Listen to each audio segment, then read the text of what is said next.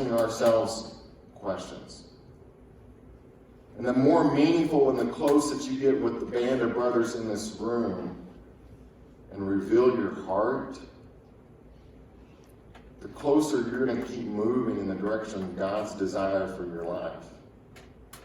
So, to demonstrate this even to another level, I'm going to ask for a volunteer. Michael and I had a conversation.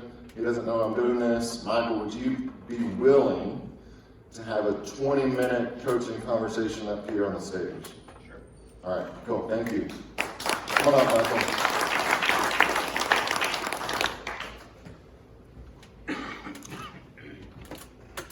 Where's the microphone right there? Right here.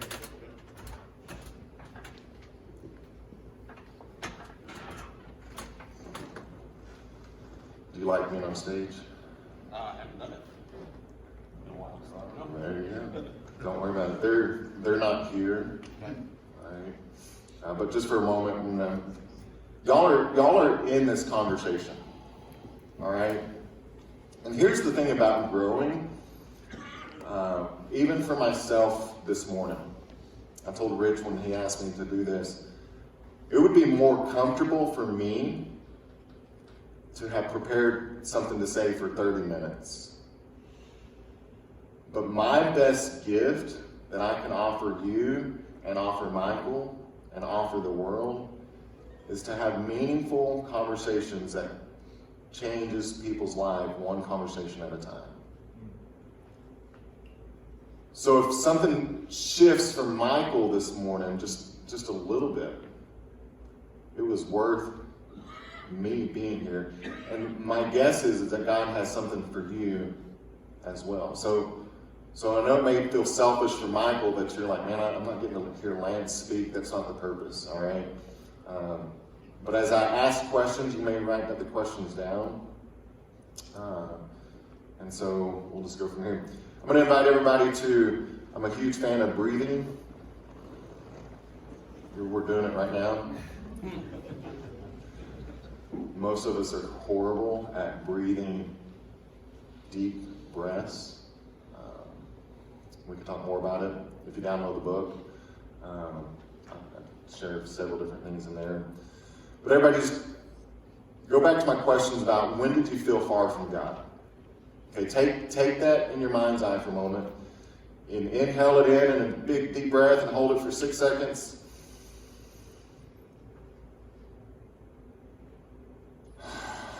Let it out. Take that one more time. When did you feel distant from God?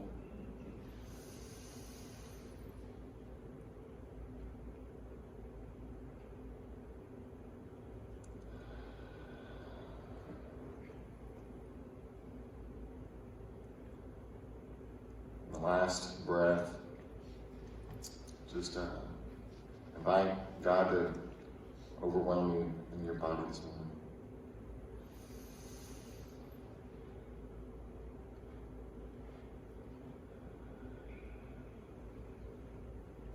Thank you. Michael. I'm going to go first to get us started. I'm going to ask a heartline and a headline question. So a headline is, like a newspaper, but we don't really read newspapers. A headline for me is that I'm ecstatic to do my second Spartan today. There's probably going to be some disappointment in my girls because they're praying for me to get 18th place. Because the last one I did, I got 24th place, and they're like, are you going to get first place this time? And I'm like, no, probably not. And that's in my age division. So that's a headline. I'm just excited for that. And I'm just constantly trying to model a life worth living for them. So that's a headline. Heartline is, this week was kind of frustrating. I had a couple of hard conversations with leaders. So I'm asking myself, how does God correct and discipline people, even myself? So that's a headline and a heartline for me. What comes to mind for you? Headline right now, I was telling you earlier, my son was born 2.5 months ago, and everyone says it, but I just can't believe how much I love that little guy, and I can't wait to see what he does, what our family does, what he does, what God does through us. It just, every day I wake up and it blows my mind. So what did I do to deserve to get this? That just,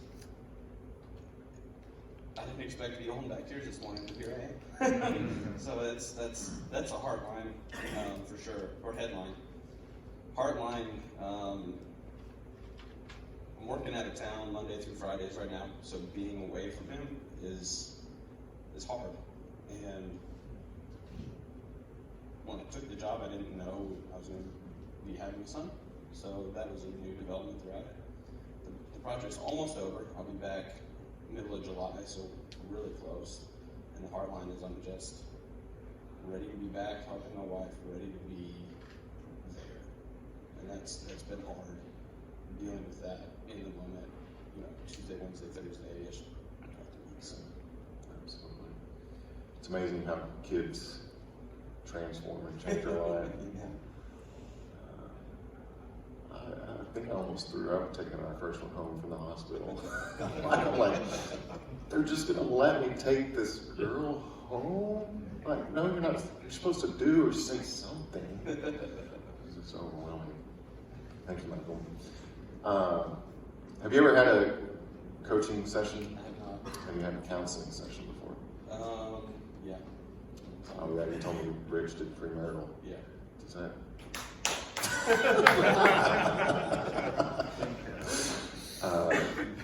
Perfect.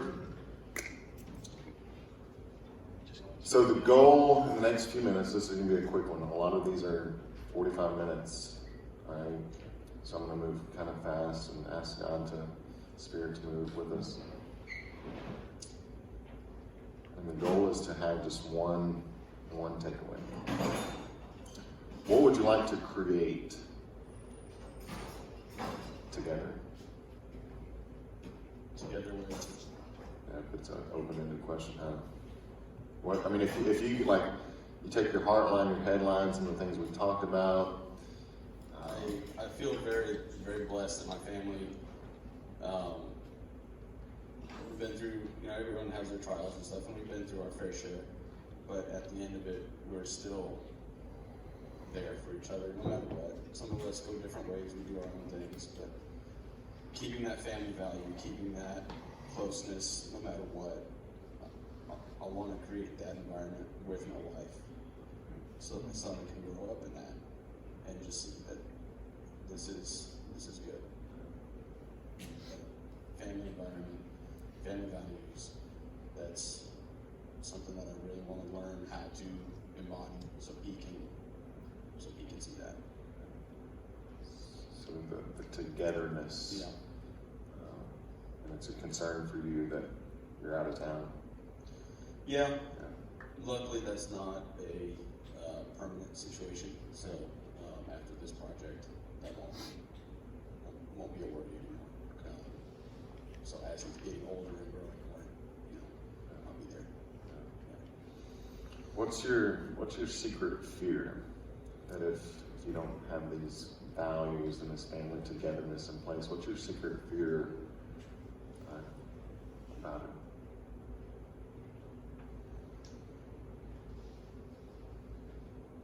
I guess I'm afraid that when he gets older, he'd look at me and say, "Dad, why didn't you?" Whatever it is. I don't want to disappoint him.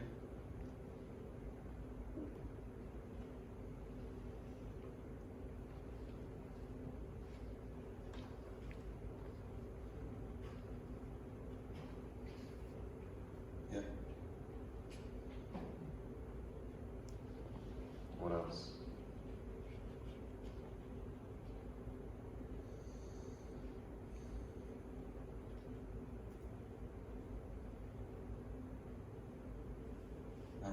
that's the big one.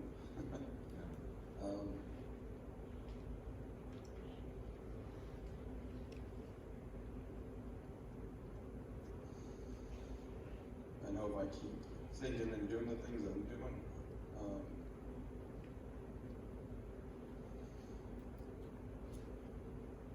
Jesus will still be there. So I'm not worried about being one of him. That disappointment's real.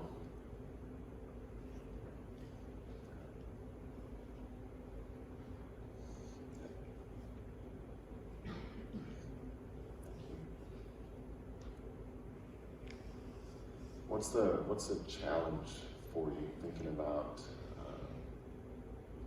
trying to live this life that you envision? It's Kate, right?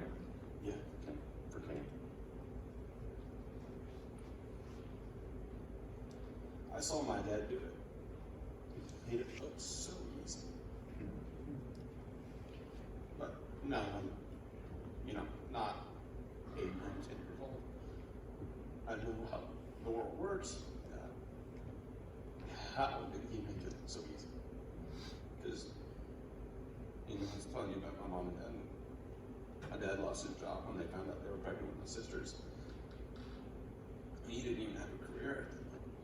He didn't get his career until I was 4 or 5 years old. So how did he lead our family, provide for our family, when he wasn't necessarily the most religious man, and still make it look so easy? Never saw him and my mom at odds with each other. Never saw him angry. Never saw him upset about anything. Just made it look easy. So knowing the trials that families face, how did he do it? That's the question. How did he do it? I still don't know. I still don't know. So you feel as if to some degree you're already disappointing Kate. I don't think I am yet, but I think if I don't figure something out inside my head soon, I could start feeling that and start having that mental feeling going down that road, whether reality is or not, whether I am or not. The headspace is probably not the best. So if you're going to go in that headspace for a moment, what is it that you're trying to get out of the headspace?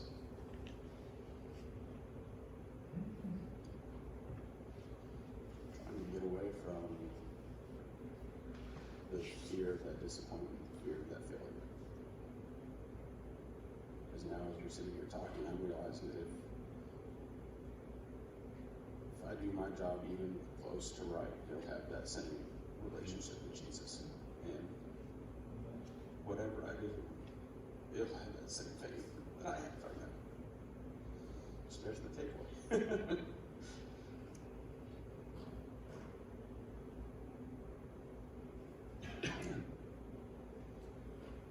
So I'll go back to kind of the first question. Hearing what you've heard yourself say, how can I best help you create something this morning together that's of value, that you leave here with, that you're like, these are some of my next steps. So how can I help you?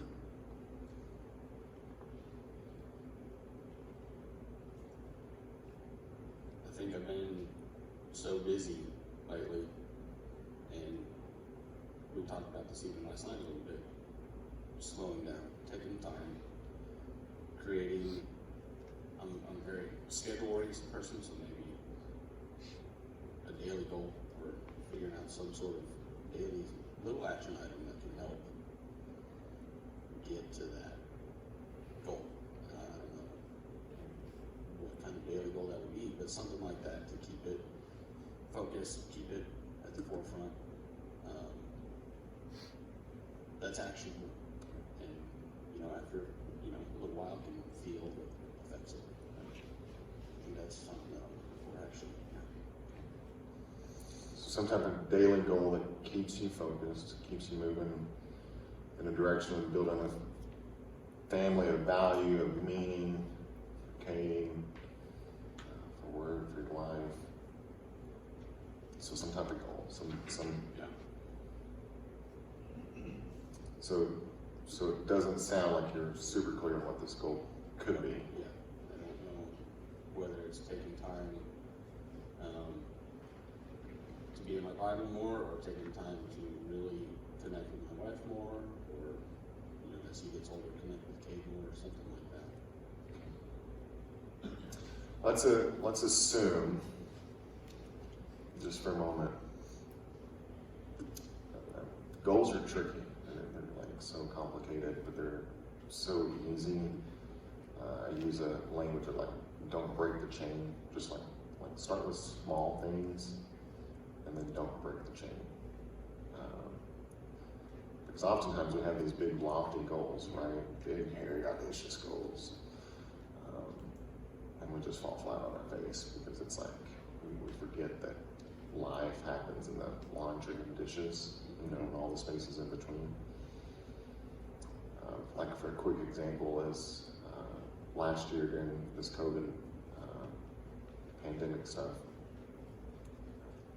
I was trying to figure out how to build some sense of resilience in myself and willpower. And 400 plus days removed, I've been taking cold showers every day, just one cold shower. But it started with 15 seconds on that first one, right? So let's assume that you knew what the first step you could be for Cade, reading your Bible, some of those things we mentioned. What could be a first possible step? It's on the list already. Actually, reading my Bible. Okay. Taking time to actually do that. Okay. So it's Saturday. When do you want to start? Going from here to a whole afternoon of activity, so let's start tomorrow. Okay. So tomorrow, what time? Probably 8:30. It's the first time Kate goes down for a while, so it's the first time I'll be Okay, so not 8. 8:30 in the morning. Okay. So I'm going to ask it again. What time? 8:30 in the morning. Okay. Thank you for removing probably. I don't know if you noticed it or if they noticed it. When we close the coaching session, I'm trying to get real specific. So 8:30. What's your plan? I mean, this Bible's 66 books. I think it's kind of overwhelming. We've got a little small group that we're in, and we're working our way through 452, which is the book that we're not a little behind. So I don't remember which week I'm on, but I'll pick up where I left off. Okay, so you're going to find Core 52 during the week that you're behind on. Start again. How much time do you need? So you're going to start at 8:30. If I stick with the Core 52 plan, it usually takes 15-20 minutes to do that, but given this weekend and this event, it may take a little longer, probably 30 minutes, not a lot of time. Okay, so 8:30 until 9. okay. What's missing? What's missing?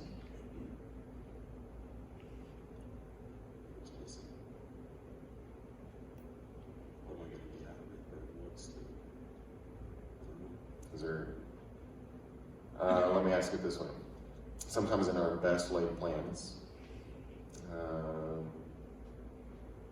there's, say for example, I'm not saying this is true, so don't let me put my values on you, but is there a journal involved? Do I need a pen? Do you want to sit with a glass of water before 8:30? Do you need to start the coffee pot? So a lot of times we think like, oh, I'm going to start something at 8:30, but actually in order to sit down at 8:30, the missing part is what you need to do the 30 minutes before that. Sure. So it's a long way of saying like what's one thing that could be missing?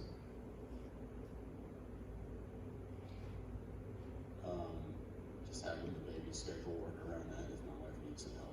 If I can't start on time, that's really the biggest hurdle I see. I use my phone for my notes and have my phone on me all the time, so I don't think that would be a problem.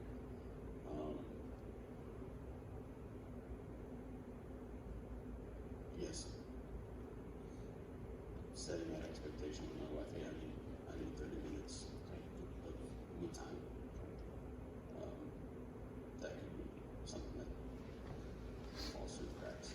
Okay, so typically I'll ask an accountability question, but it kind of sounds like Bree. You may share this with Bree. Tell her your plan. Met this crazy dude this morning. Don't know what happened, but I'm going to read my Bible at 8:30 to 9. Need your help. Yeah. Cool. In our very short time, we covered a lot of ground, and I could have chased a lot of different rabbits. But what was most helpful to you this morning, Michael? When I pointed it out, that knowing that no matter what I do, as long as I do some of it right, and he has that relationship with Jesus, it doesn't matter what I do, he'll be okay. That was awesome. Thank you. Everybody give Michael a round of applause. I'll just say here, I'm going to wrap up. Thank you, Michael, for being brave. Hopefully that was helpful to you. Do I have like one volunteer just to like kind of raise your hand real quick and say, what was helpful from what you heard? Yes. First thing you said earlier is whenever you're praying and you ask for God to overwhelm me. Thank you. Thank you. One more person. What was helpful in our brief session? He came to the realization that he wanted his son to become a man like God, and that God was his partner in helping him get there. Yeah. Did everybody jot down a couple of questions along the way, or your own insights? Here's one last coaching question, and I'm going to leave with one or 2 minutes of closing comments. Because of what you heard today, what is an I will statement that you can write down? I will. Because of what you just heard, what's an I will statement that you can write down? I'm going to ask for one person to share that I will. Some of you have already wrote it down. Yep. I was writing down, I will choose to give God time in my day. Cool. Thank you so much. So I don't know about you. It is hard to have meaningful conversations. There's not very many people giving us the time, attention, or space to do it. So thank you, Michael, for diving into the deep end. And just one last my own thing. I have my clients fill out at the beginning pre-session form, and it says, where are you at on a fully alive scale based on John 10:10? Where are you at being fully alive?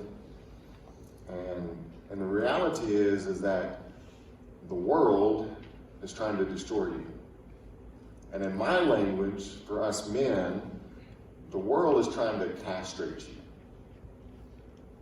Like even in my small interactions this week, and my disappointments and some conversations that are going on, like I felt castrated, like just kind of that disappointment.